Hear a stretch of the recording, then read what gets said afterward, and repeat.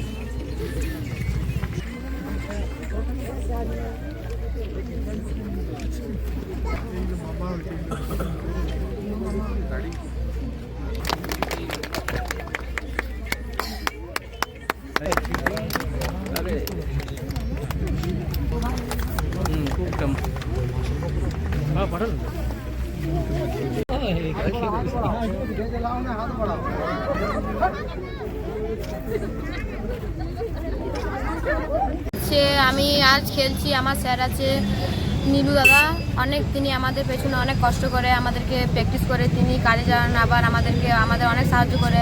আমাদের ক্যাম্পের সেমনি কিছু নয়, আমরা অনেক কষ্ট, আমাদের 10 কিলোমিটার দূর ঘর, আমরা সাইকেলে করে প্র্যাকটিসে আসি, আমরা খেলছি দেশের জন্য। আমরা চাইবো আগামীকালে যেমন আমরা ইন্ডিয়া খেলতে পারি, দেশের জন্য লড়বো, খেলবো ভালো করে, বড় হয়ে মা বাবাকে দেখবো, মা বাবাকে গাইড করবো, মা বাবার নাম উজ্জ্বল করবো, আমার স্যারের নাম উজ্জ্বল করবো। ফাইনালে গিয়ে মণিপুরের সাথে হেরে গেছি, রানার্স হয়েছি। আমরা চাইবো আগেবারে আমরা চ্যাম্পিয়ন মারবো, আমরা চেষ্টা করব। উত্তরপ্রদেশ। आंध्र प्रदेश। कितने दिनों तक चला था? আমরা শর্ট লেগে ছিলাম, শর্ট লেগে ওখানে শর্ট লেগে ওখানে আমরা অনেক দিন ছিলাম, তারপরে ক্যাম্প করছিলাম ওখান থেকে আমরা আবার অন্ধ্রপ্রদেশে, ওখান থেকে 26 তারিখ থেকে আমাদের খেলা স্টার্ট হয়েছে। 26 दिसंबर नवंबर।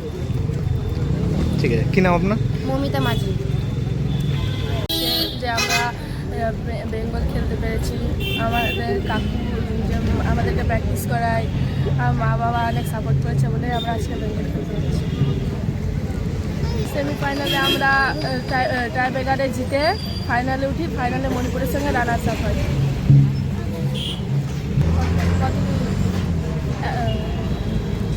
10-12 দিনের মতো চলছিল খেলা। ফাইনাল কত তারিখ হলো?